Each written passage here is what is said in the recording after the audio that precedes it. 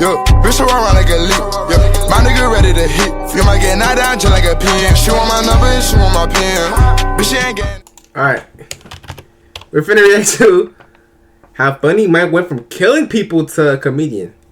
From catching a body and facing a murder charge to becoming a family-friendly YouTuber stacking millions, Funny Mike's story is one of the wildest flips the internet's Is it even seen. true?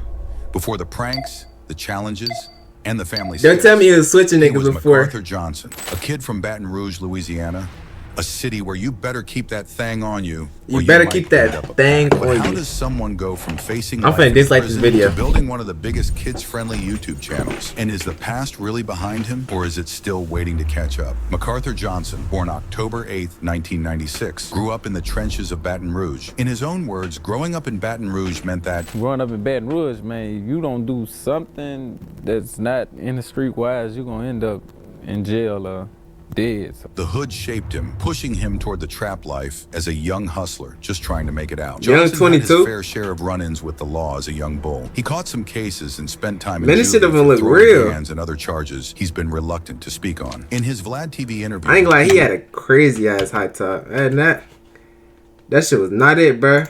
for throwing hands and other charges he's been reluctant to speak on. In his Vlad TV interview, he mentioned that he would always burn it out, meaning he'd beat those cases quick and never had to do a long bid. Like, how much time do you think you spent in juvenile altogether? Oh, juvenile, I ain't spent that long in juvenile. I had bonded out. Like many young men looking for a way out of their circumstances, Johnson turned to music. Baton Rouge has a rich hip-hop history with artists like Boosie Is them being Nerf major guns? influences on the youth there. In fact, Johnson has stated that Boosie was his biggest influence growing up, saying he was That shit listening ain't to no Nerf Boosie gun. before Kevin Gates. Before finding success, Johnson went through a series of different personas and names, trying to find what would stick. He went by Lit Mac on the track, Lit Guno, Mighty That gotta be the worst name I ever seen. Lit Mac on the track. That bitch is a sentence.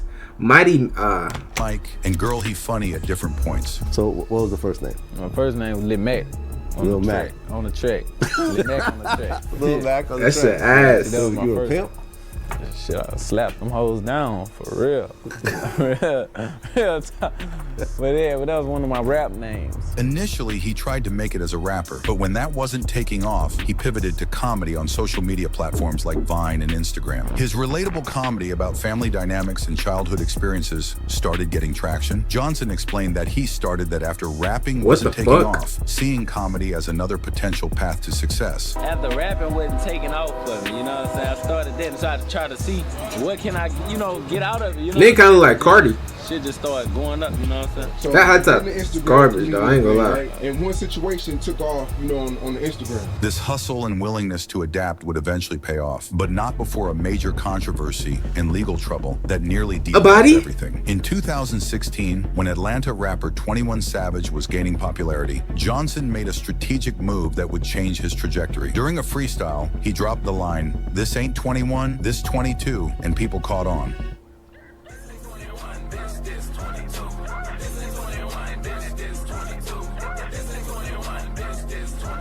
Seeing the reaction, he decided to adopt the persona of 22 Savage, a clear parody of 21 Savage. Yeah, it was just a freestyle with the woo. How did the freestyle go?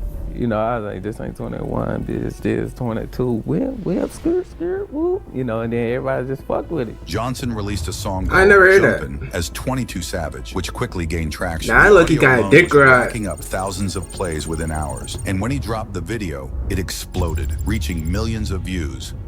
When you put out Jumpin', you put out his audio first. Yeah, it did numbers like overnight. Like it was doing numbers like first hour it did 5,000. Like through the week, shit, it was like 50,000. So I'm knowing it's doing something. So that's why I was like, yeah, we got to do a visual to it, visual out, and it just popped off. The 22nd Savage character wasn't just a name. Johnson adopted a similar look and flow to 21 Savage, stretching his words in a similar cadence. When asked if this was intentional, He buying this Johnson kept shit. it a buck and admitted, yeah, that was done on purpose, just trying to fuck with him. He was straight trolling. Did you think that anything was really gonna pop off, or this was just another like? Nah, really, I didn't really think it was gonna be big as what it is, but I knew it was just gonna do plays and shit, but I didn't really think it was gonna be big. It was what it was. But then you kind of look like 21 Savage a little bit. Man, that's what they say, man. The music industry and He looked more internet like took Cardi. notice. Blog posts started appearing about this 22 Savage character, and the controversy only fueled Johnson's growing fame. Many compared him to other artists who had found success through controversial imitation, like Young Thug with his Barter 6, playing off Lil Wayne's Carter series. What started as a parody soon escalated into a real beef. 21 Savage responded during a performance saying, Ain't no 22, ain't no 23.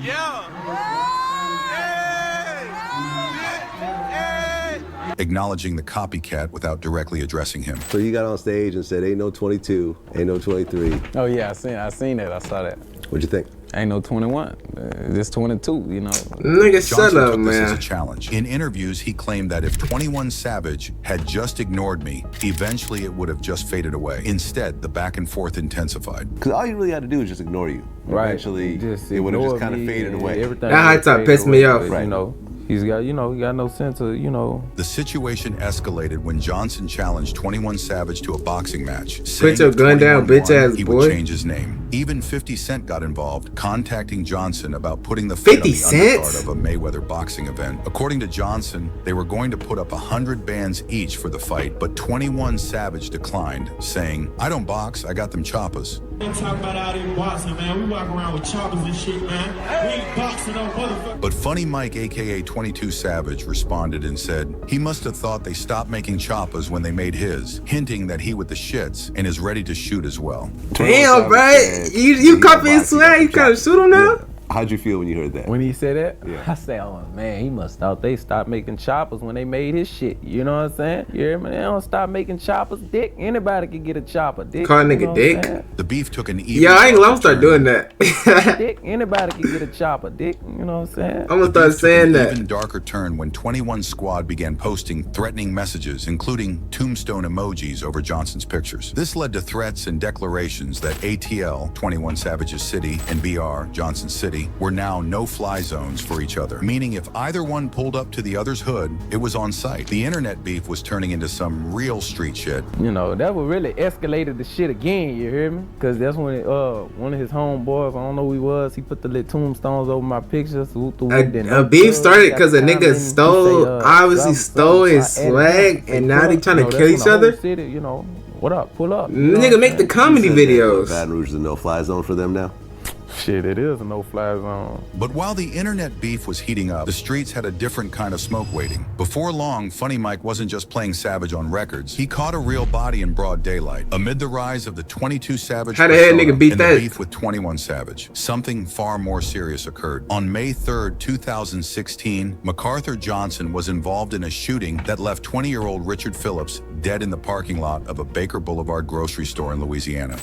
He had to act overly snitched. And I'm Greg Merriweather. A fight over a flyer for a birthday party has left one man.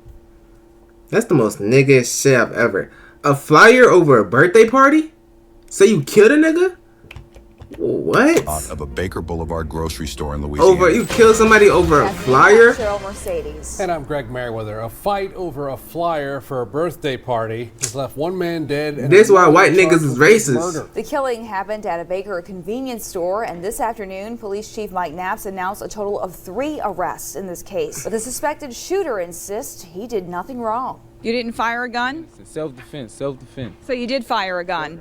Self-defense. 19-year-old MacArthur Johnson, police say, turned himself in on Wednesday morning after hearing he was wanted in a shooting overnight at the Baker Boulevard grocery store. According to police Over reports, a the shooting flyer. stemmed from a dispute over a birthday party flyer that had occurred 7 weeks earlier. And they the like night of the Ken shooting, Carson. Johnson was in a car with Charmaine Wilson when they encountered Phillips, who was distributing flyers in the parking lot. Phillips was passing out party flyers in the parking lot, and he and Funny Mike were arguing over the flyers. After a brief conversation, Phillips and his companion, Walter Williams Jr., slid off at Walter first, Williams? but Phillips doubled back and pressed Funny Mike a second time. Mike said Phillips upped a strap on him, so Mike fired first, hitting him dead in the chest, claiming it was self-defense. Self-defense. So you did fire a gun. Self-defense. 19-year-old MacArthur Johnson, police say, turned himself in on Wednesday morning. after Funny Mike hearing over he here was killing wanted in a niggas. shooting overnight at the Baker Boulevard grocery What store. the fuck, Richard bro, Phillips, what? known as Rah-Rah, Shaw, also 19, died after He's being really shot in killing the niggas? chest. But here's the thing. Nobody ever confirmed if Phillips even had a pole on him, and whether it was real self-defense or not is still really shaky. Phillips ended up dying from the shot. Later that day, Funny Mike got booked along with 2 other dudes that were riding with him. They charged him with second-degree murder, illegal use of a weapon, and obstruction of justice. Mike admitted he squeezed the trigger, but tried to play the self-defense card. Problem is, the cops had video footage, and it didn't match his story. A report said they tried to lie and claim Phillips was strapped, but one of the passengers folded when the feds showed him the surveillance footage, and the footage showed Phillips didn't have no gun. Funny Mike's bond got set at $370,000, but he had the bread and bonded out quick, at least for the moment. In interviews after the shooting, Johnson seemed ice cold about the serious charges hanging over his head. When asked how he felt with a murder case pending, he responded, "I don't feel no type of way. I don't think about it, just fuck it." This showed how desensitized he was to the streets. Man was facing decades, but acting like it wasn't nothing but a thing. What?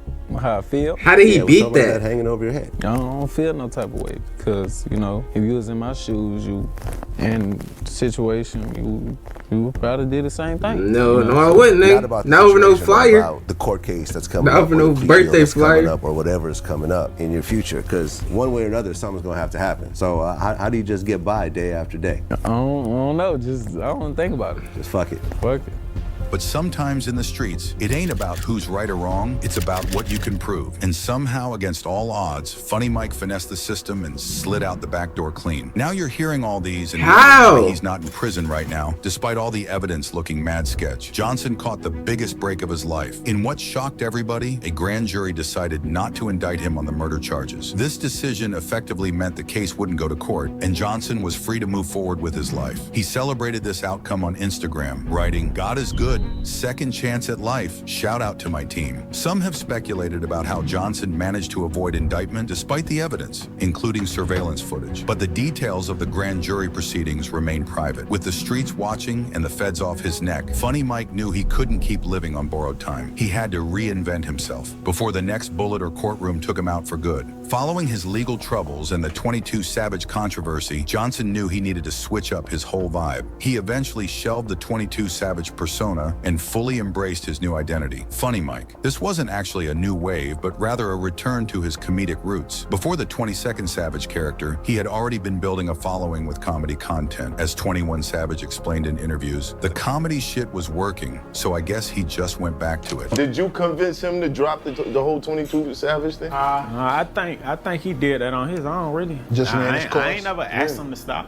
But he DM'd me like back then and apologized though. Like way back then. Not on no pussy shit, like on some man shit. Yeah. He said some shit. He just stopped doing it. But he was a comedian before the 22 shit and it was working for him. The comedy shit was working.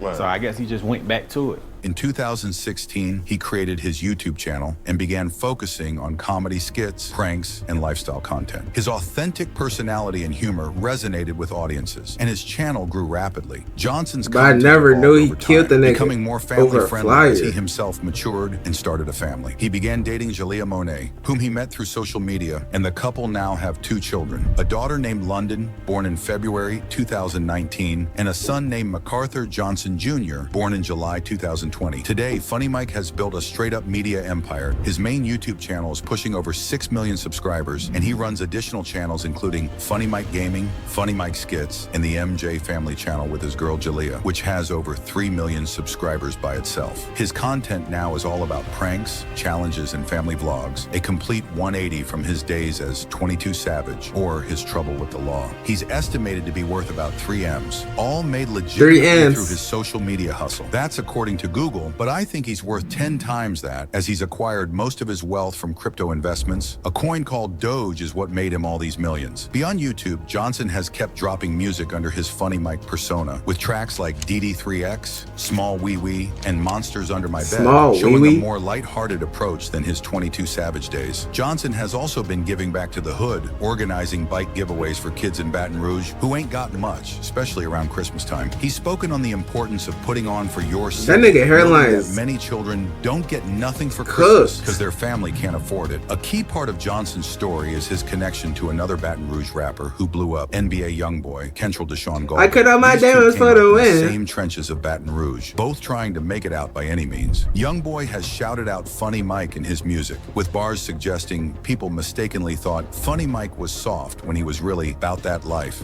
All you do is whistle. Players prison after central booking. They really thought Funny Mike was pussy. Yeah, they really thought Funny Mike was pussy.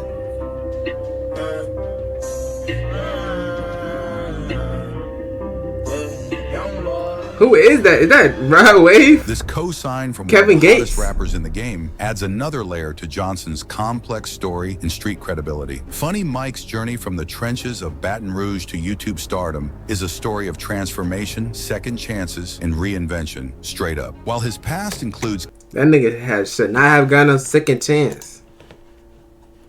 Bro. How did this nigga not get... How is he not locked for life?